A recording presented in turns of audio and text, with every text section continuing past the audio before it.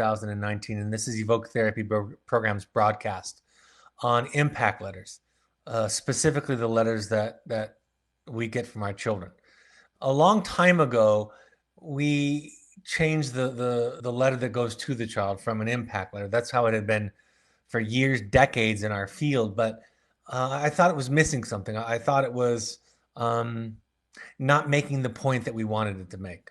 That the title itself suggested that we should talk to our children that are struggling with addiction and mental health about the ways that they've impacted us. And hopefully, the thinking was, then them knowing that, then they'll change their behavior. But for years, I taught around the idea of the title, and eventually got to the point where the title just had to be discarded because it constantly still led to the idea for many people that that was the goal, to tell a child how you feel so that the child now is motivated to take care of your feelings and get better. When in reality, all of us want our children to get better, right?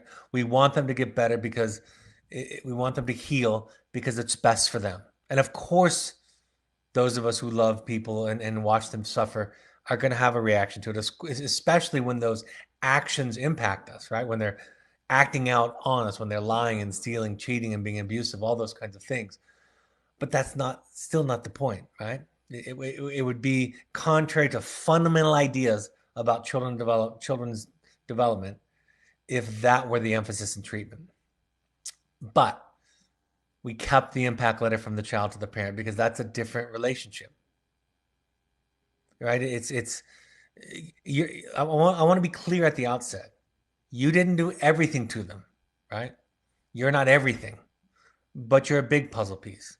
And so we start with you. And if you develop the capacity to listen to your children's grievances, you expand your bandwidth, then they have a safe place to begin to heal. There is no treatment program in the world that I know of any kind of quality that does not include at some point the family members, loved ones of the identified patient coming into some kind of context or setting where the addict or the person struggling from mental illness is sharing things where they were hurt. And the family members, the loved ones are asked to listen. So that's where this comes from. It comes from that idea. I say try to be 100% responsible for your 2% contribution to the problem. It's grounded in the work of Alice Miller. I refer to this often. I think this is one of the most fundamental quotes when we think about our therapy. She said in the book, The Drama of the Gifted Child, experience has taught us that we have only one enduring weapon in our struggle against mental illness, the emotional discovery of the truth about the unique history of our childhood. That's it. Now, there's lots of great tools and models out there for healing and for trauma. Our peers have their say, their way with us. The school and educational system creates academic trauma, educational trauma. The culture, the media, all of that weighs on us. But we start with the usual suspects. We start with the parents. Is another way of looking at it and kind of taking some of the thing of shame away from it, because it's not that you're uniquely this way. Just because your child ends up in treatment doesn't mean that you're more codependent than the children, the parents of the children that don't end up in treatment. That's really important to understand. I see people who have children that will never end up in any kind of treatment program, and those parents are as compromised as any parent that I've ever worked with or more. But it's just that your child's symptoms require you to look at something that other people can get away with not looking at. Jamie Gill says it this way: of course, no one has come from a perfect context, whatever that might be. Therefore, each person will have dents and bruises left over from earlier experiences. It is wise to consider all dents and bruises important and worthy of compassionate understanding. So we start with you. We start with the impact letter to you as a place. And if you can tolerate it, and I hope the distance of letter writing can help you to listen and respond, I think it can be incredibly transformative for everybody. I've already talked a little bit about this. You occupy a different place in your child's mind than they occupy in yours, ideally, right? You occupy a very large space. I love this quote that I found on the internet this summer. It said, "A child that is abused by its parents doesn't stop loving its parents. It stops loving itself." Right? It's what I talk about in the journey of the heroic parent when I say it's not what your parents say to you that becomes your inner voice. It's how they think and feel about you. That's what becomes your inner voice. And if your parents are anxious, you're going to have an active inner voice, a critical, worried, self-doubting inner voice. So it's incumbent upon you then, if you're the child of that anxious parent, to go and work on it. You're the adult in the room. And I always think that when you're working with family systems, that you should find your way into the system through the most capable member of the family. So ideally, the parent is that, right? So you're going to go on the hot seat first and model it for your children. And that's how I'll talk about this later, that's how they learn accountability. And when you drop your defenses, you become safer to them. And what are defenses for? Defenses are there to protect us against a threat. And so when you become a non-threat, you become safer. And they don't require, over time, the defenses that they used to have. So you're modeling it. You know, sometimes externalizing the problem can be really helpful. When I talk to clients of any age, and we talk about the parents or the messages from the culture, people think that their critical, shameful inner voice is something they were born with.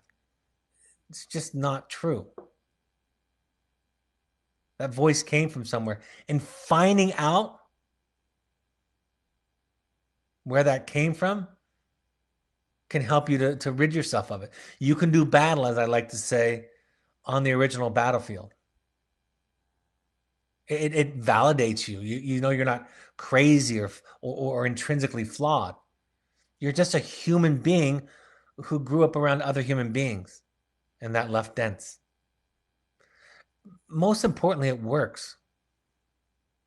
It's not common sense that we start with adolescents and young adults who are acting out.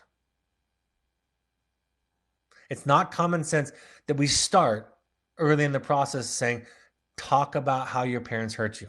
In fact, I like to move this assignment. The therapists have flexibility. I like to move this assignment way up in the treatment process. I like to do it before the letter of awareness, which focuses more on kind of surface level accountability. I think this letter and how it's written will be a better indicator of your child's accountability than the letter of awareness. Because you'll see how much they're blaming versus how much they're just sharing and connecting. So I've established why you and not them. Why do you get an impact letter and not them? But then the next question is, if we're not the cause or the cure of this, Brad, why so much about us? And like I said, we're going to start with the usual suspects. Mom and dad. Even though we know all of those other suspects that we've described earlier, schools and teachers and peers and media, we know that they have their way with us also, but we're going to start with the parents. I talk to you because you're the only one you can control. You know, I say something in essence to the children very similar, which is don't plan on your parents changing. You're going to have to figure out to work on yourself.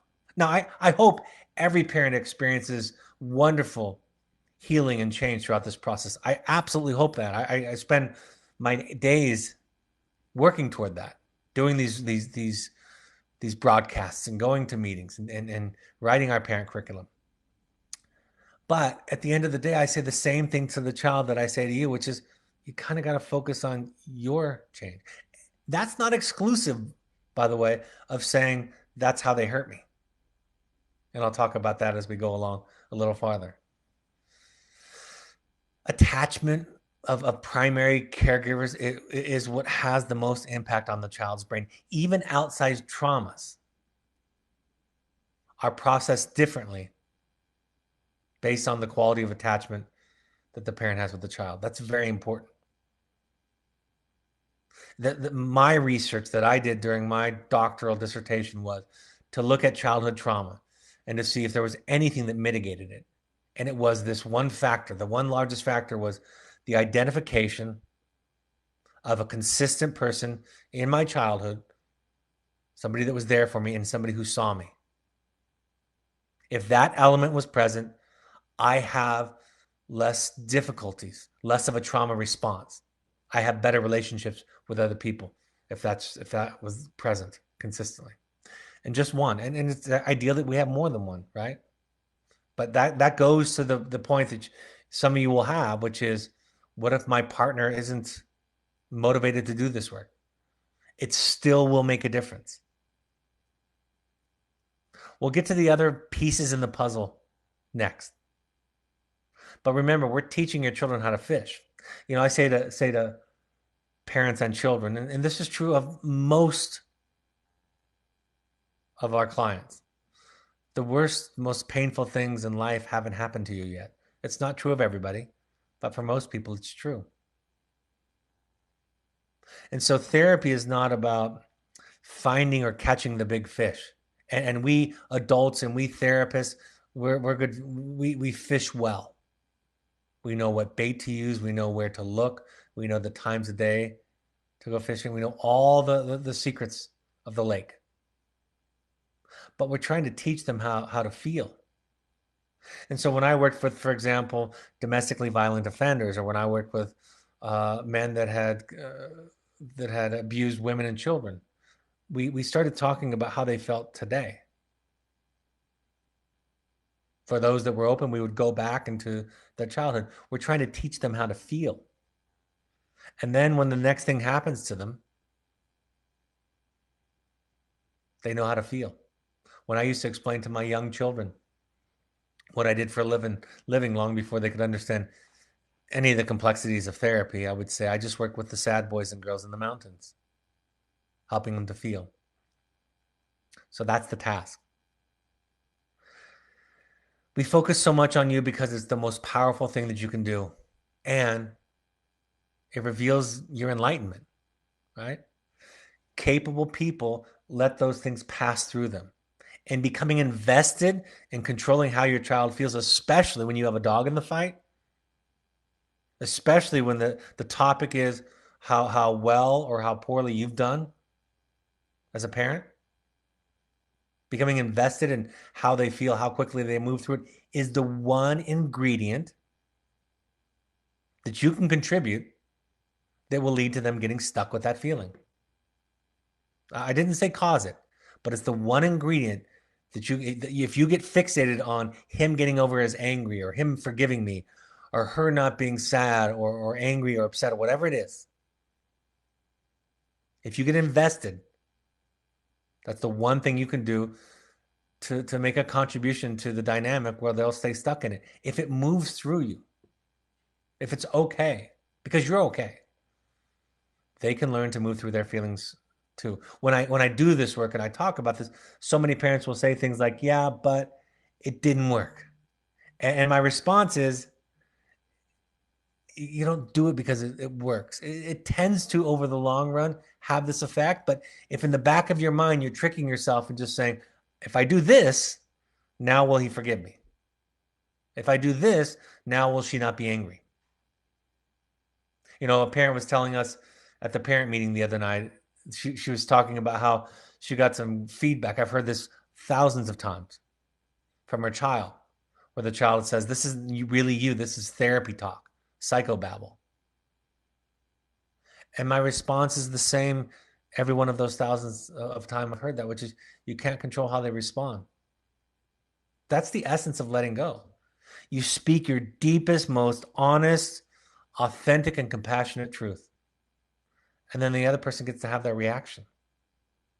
Your ability to let them have their reaction is the key that unlocks the door to everything in the relationship. One question I get asked is, what about accountability?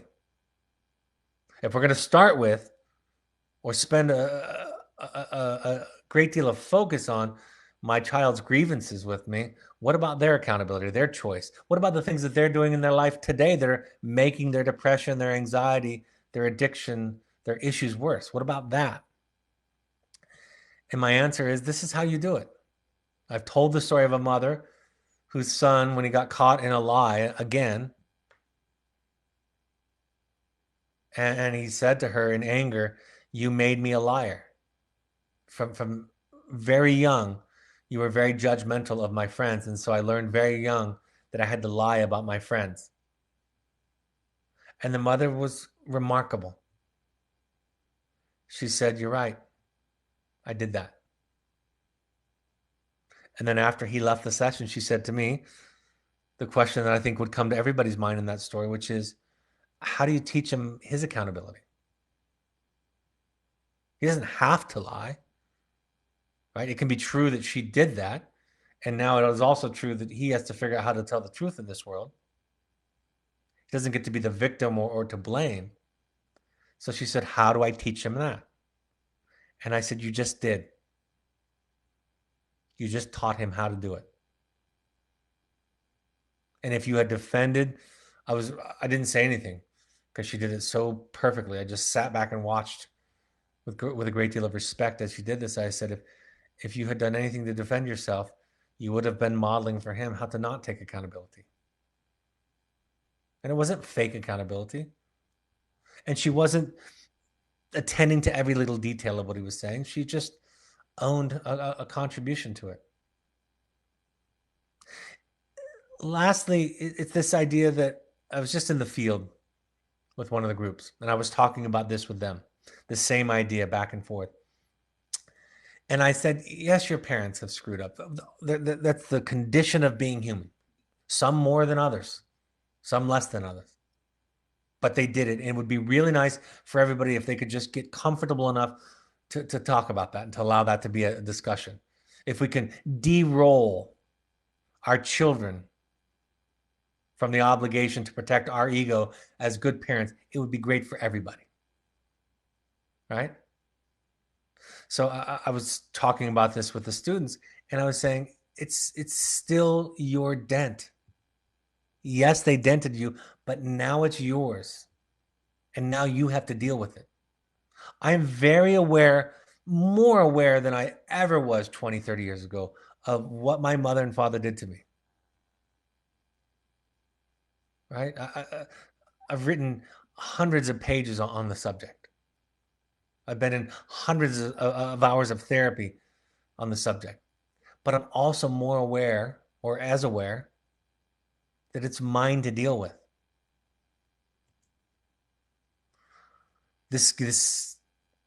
I wanted to say that some of this stuff tonight, like a lot of the stuff that I teach, is for you to know and not to say. You don't say it. You just know it and live by it. And here's another quote from Jamie Gill about these dents. One's parents were limited. It is true. They were flawed. Human creatures.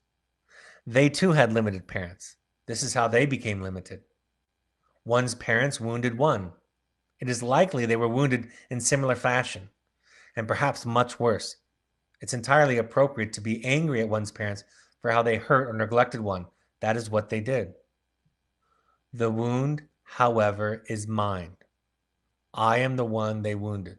And since the wounding is mine, it is my issue to deal with, not theirs. If I don't deal with it, I am the one who will be compromised, not them. That is the deal. There is this false dichotomy that if we talk about in therapy mom and dad screw-ups, that we're not teaching accountability and that we're really supporting a kind of victim stance, it's not true at all. It's just the opposite. Both those things are true. Yes, they wounded you, but the wound is yours. And it's important to know both of those things at the same time. And the way that you do that as a parent is you listen. One of the students was talking about he had made some great deal of progress with one of his parents. and was very angry, identified himself as a victim early in the program, and then later in the program where he was now, he was saying, I realized that there were other circumstances outside of my parents' control. There were other things that I did that contributed to it. And I said, after he talked, I said, that's great. You've come to that awareness. That's kind of a maturity. But you don't have to ignore or whitewash the things that your parent did. You can, at the same time, hold the notion that your parent hurt you significantly. And you can hold at the same time the understanding that it's yours to deal with. And that staying stuck in resentment, anger, pain, even to stay stuck in that will hurt you more than it will hurt them.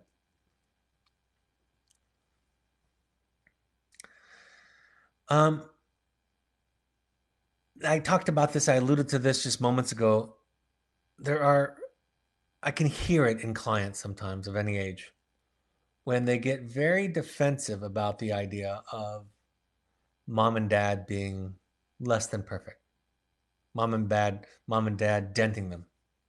They get defensive. They don't want to live in a victim mentality, and they don't want it to be about mom and dad. I believe in nearly all of the cases that I've dealt with, it is because, and this is true of most families, it is because there was an ethos in the family, an idea in the family that parents are good, at least better than the kids. And the children were enrolled as protectors of that story, of that idea, of that narrative. I don't do a lot of things really well. I make mistakes on everything that I teach you about all the time. The one thing that I try to do well is allow my children, my family to know that I'm an idiot, that I'm not an easy person to live with. Right? That I make mistakes, that I regress to an earlier way of thinking. The only thing that's redeemable about me, I suppose, in this way is I go back to my practice, that it's about me. I say I'm sorry when I make mistakes. I admit that I'm an idiot. And I don't think it makes me a great dad or a great husband or a great therapist even, but I think it makes me tolerable. I think it just makes me just tolerable enough. One of the fears that I have, it goes back to maybe something a little bit more about the parent's ego than about the child being a victim, is they'll use it against me. Here's the thing about owning your stuff. If you own it, they can't. I said to this young man in group when he was talking about his mother, I said, if I was your mother or your father, I would listen to what you had to say and I would have empathy for you and I would say, you're right. And I'm glad you're talking about it. I hope you keep talking about it. And the implication out of my silence, the implication that comes when I don't defend or explain or excuse it, the implication that is there in that silence is you have to deal with it now. Yes, I'm an idiot. Yes, I'm old-fashioned, neurotic, wrong sometimes. Yes, I have a short temper sometimes. Yes, I'm self-absorbed sometimes. Yes, I'm all those things. That's true.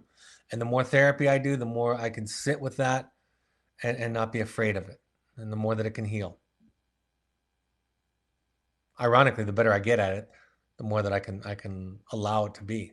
That's the irony of it. But I can also just listen to it and I can still hold you accountable. One does not rob the other.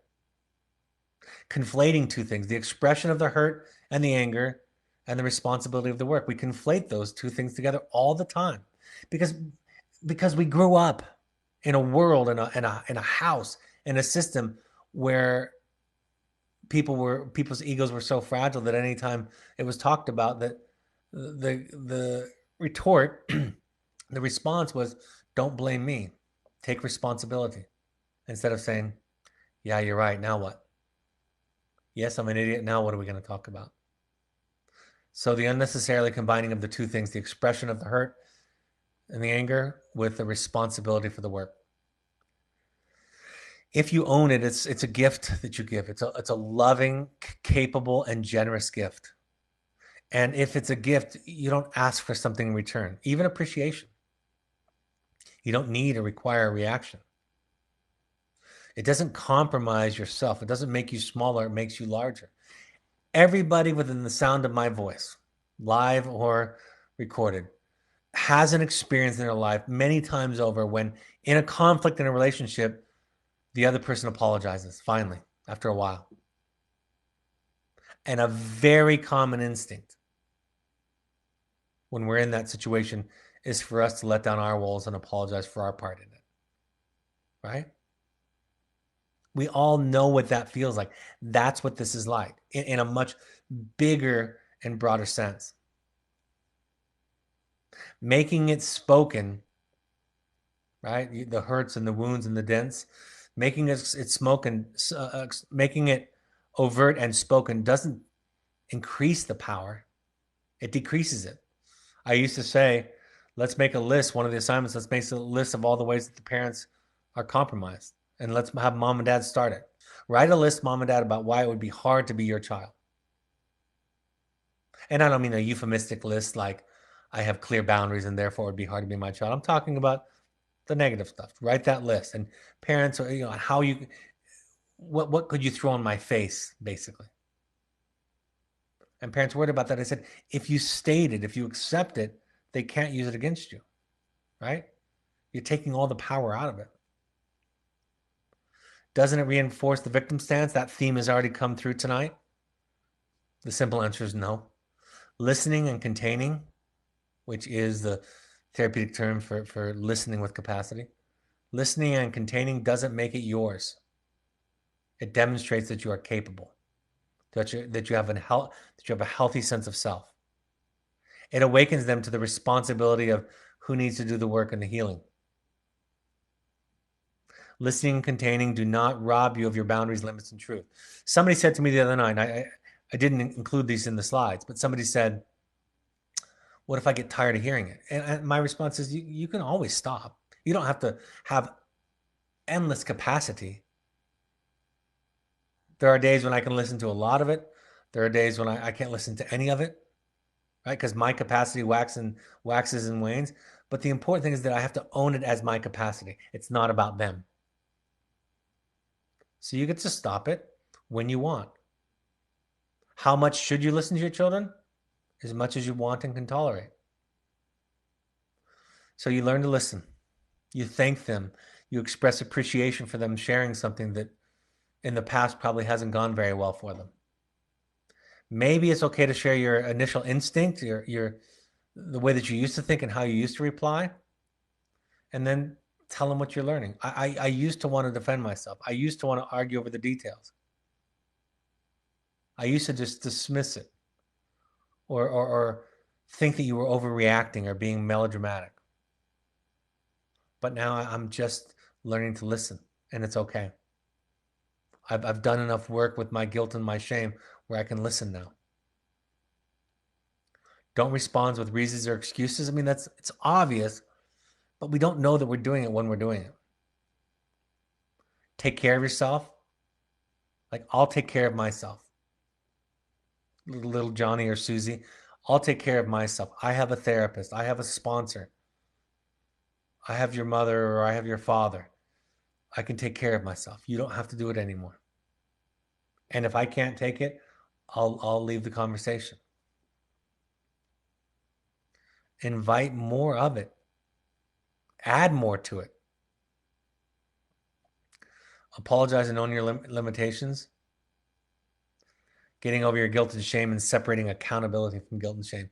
You can be accountable without guilt and shame. In fact, the less guilt and shame you have, the easier it is to be accountable. Right? That's how it works. When we keep those, guilt and shame cause us to retreat, to hide, to ignore, to deny. They create the defenses, the need for the defenses. When guilt and shame, when we have some success in our battle against guilt and shame, we don't need the defense anymore because the threat is gone. So we learn to listen to our shortcomings, our faults, our mistakes. And by the way, I wrote this the other day in writing my book. It's Joseph Campbell said in a series called The Power of Myth, he said, every religion is true in one way or another. And I was thinking about this idea. And I was thinking about our personal myths, our personal dreams, our personal ideas about the world. And I was thinking this. I was thinking, our children are telling us the truth no matter what, even when they're lying or exaggerating.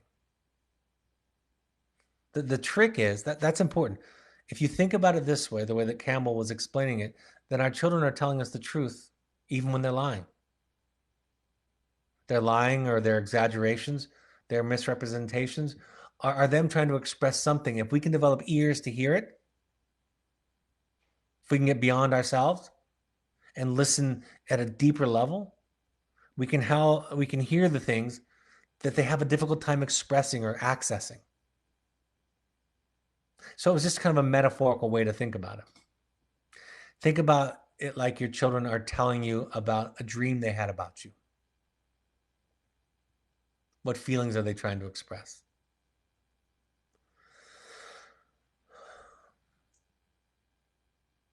One parent wrote this in preparation. I wanted to add this.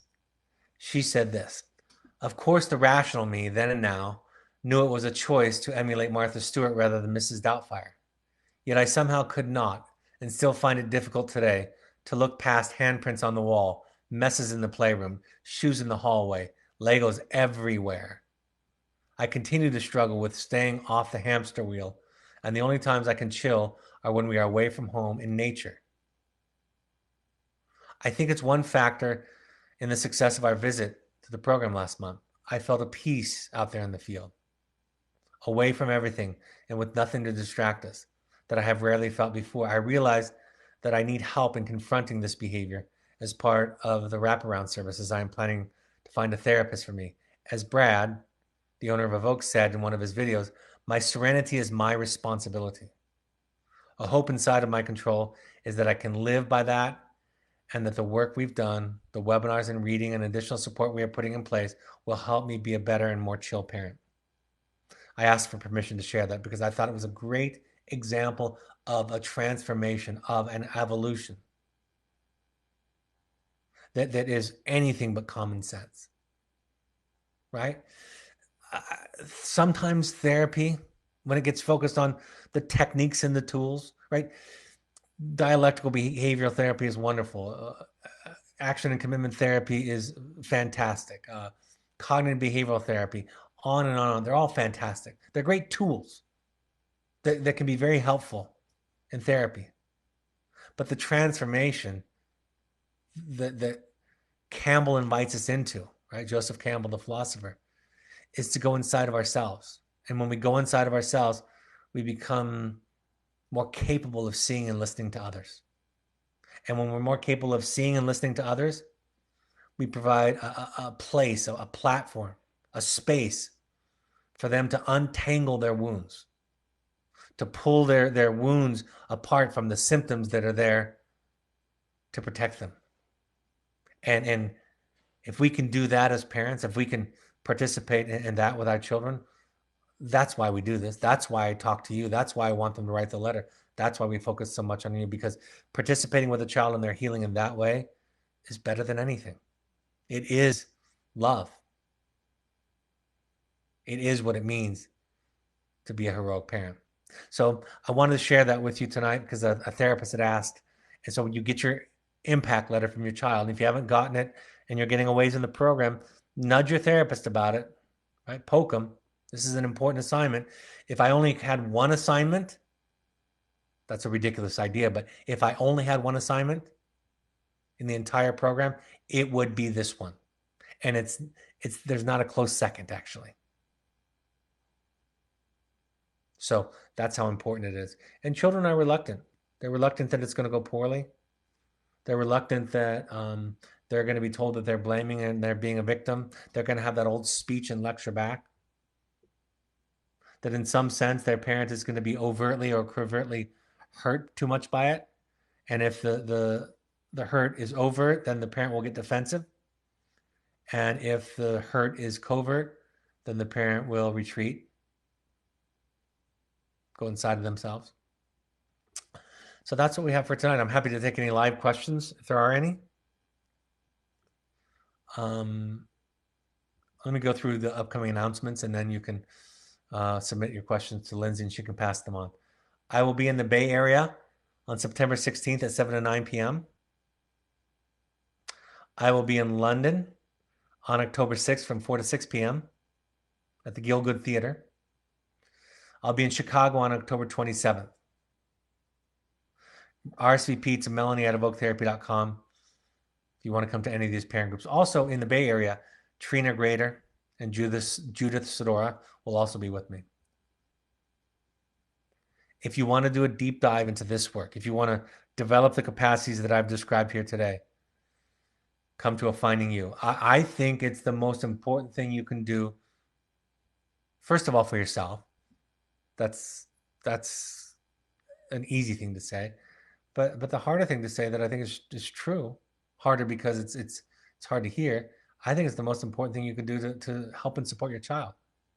It doesn't fix them. You're not going to walk away with tools where you can more effectively manipulate them, but you experience, like I said, a transformation that makes a huge difference in their life. October 23rd is the next open one. And contact intensives at evoketherapy.com to find out more. Our pursuits trips are custom outdoor adventure fun trips from a few days to a couple weeks to a month. So think therapy light or sober fun. You can do it as a family. It's led by our staff. We ask all parents to attend 6 12-step support groups. So I list a bunch of them as options. Al-Anon, CODA, Families Anonymous, or Adult Children. If you want to look at how you were parented, you can go to that one. Alateen is for teenagers. Refuge Recovery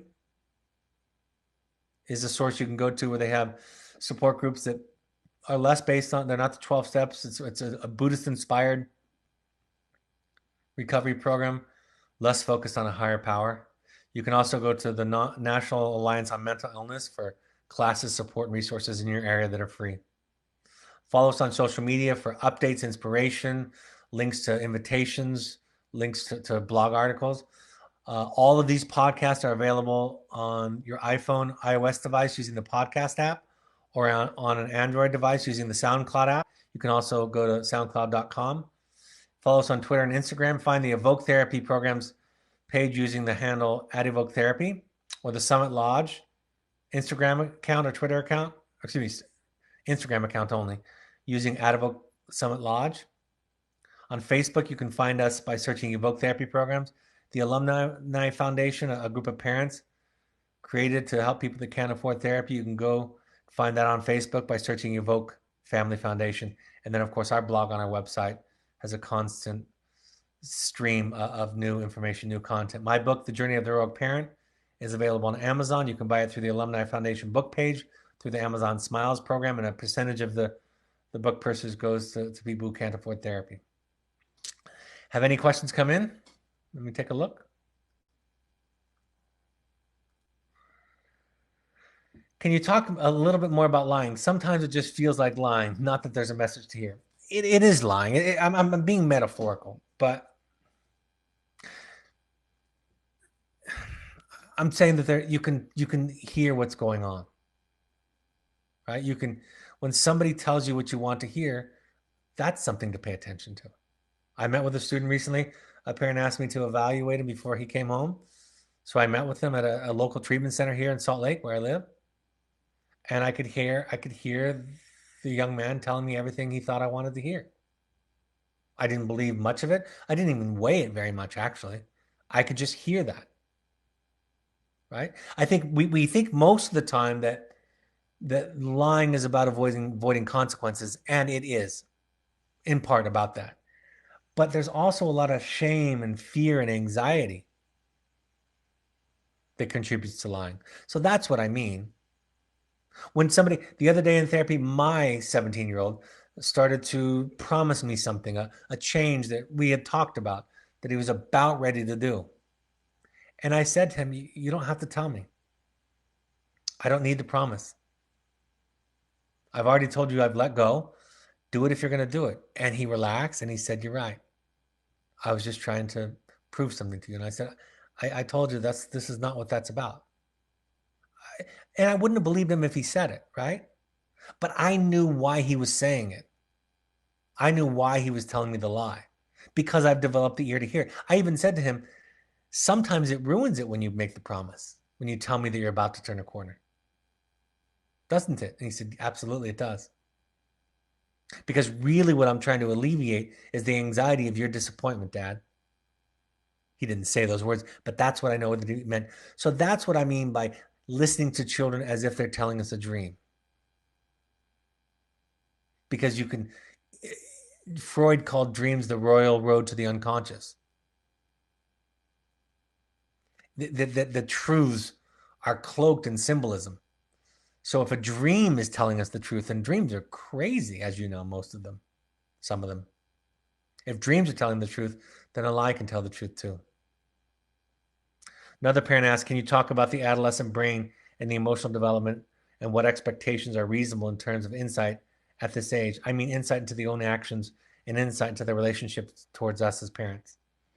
You're wise to be asking questions about the adolescent brain. And that's why I said this entire broadcast tonight is for you. It's for you to know and not repeat. So it's not about, we want our children to become insightful, don't we? We all do. Because if our children can have adult insight, we fantasize that then they'll do the right thing, and then we won't have the inconvenience of the boundaries and consequences that we have to set, right? We won't have to do our own personal work, because if they just do what I want them to, then why would I have to work? I have 4 children, 2 that are through adolescence, 1 that's in the middle of it, and 1 that's just about to start it. And I have experienced myself becoming impatient for years at waiting for them to grow their frontal lobe. But that's my job, to be patient.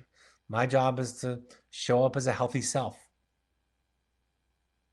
Out of that healthy self of me comes my boundaries.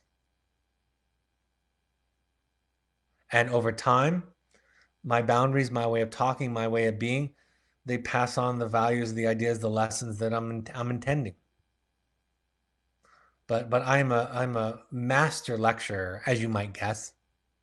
And I have spent years trying to talk it into my children, because that would be easier. So we treat them like they're children, because they are, with all the respect and kindness that's due to them.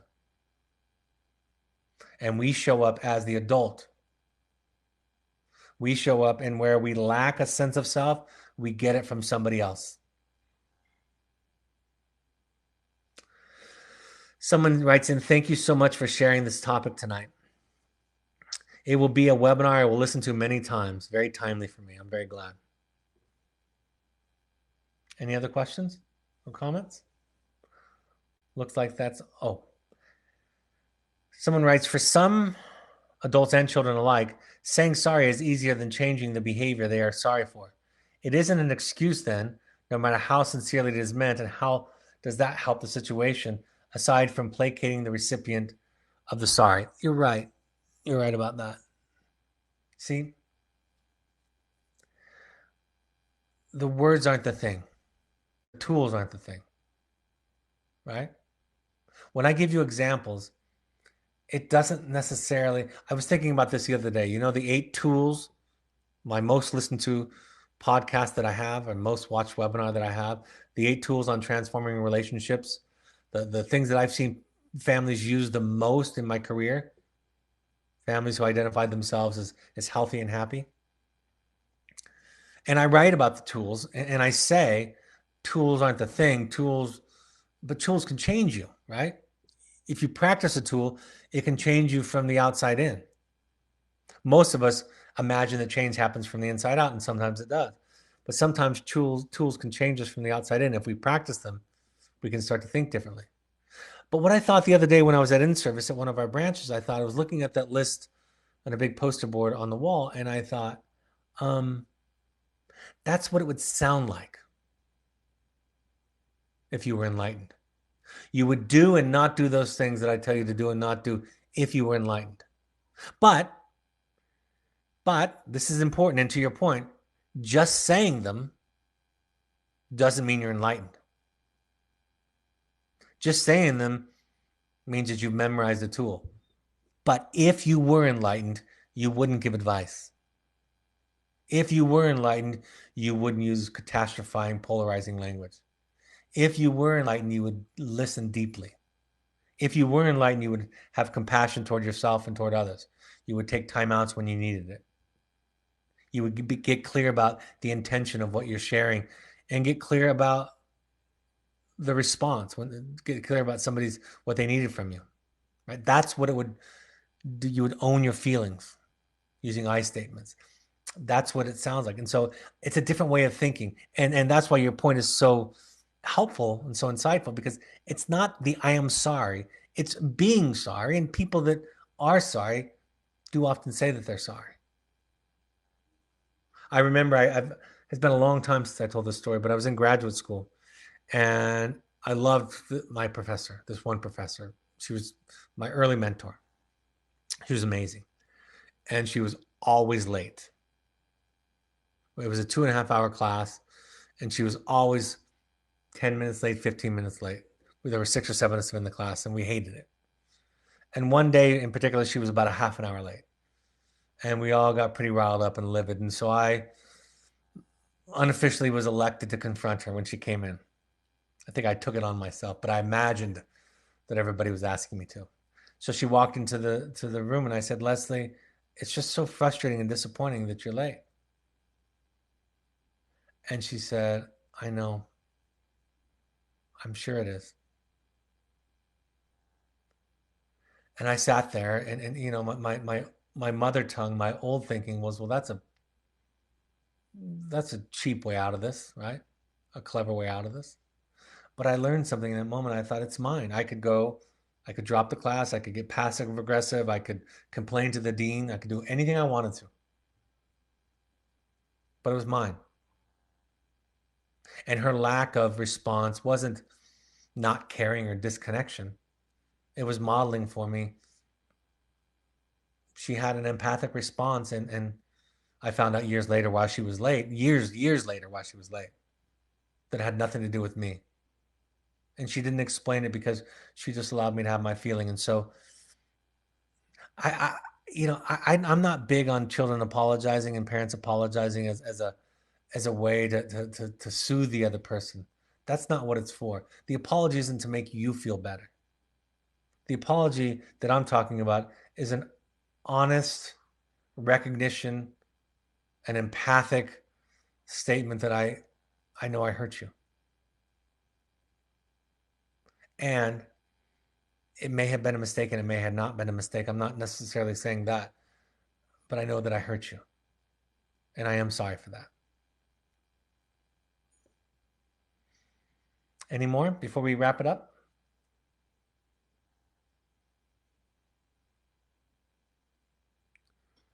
Looks like that's all for tonight. Thank you, folks, for joining me. I hope these are helpful points of contact. Next Wednesday, I'll be in the Bay Area Monday and Tuesday, but next Wednesday, a week from tonight, the 18th at 7 p.m. Mountain Time, we will talk about autism spectrum disorders. So join us for that if that interests you. Thanks for joining us. I hope this is a helpful point of contact.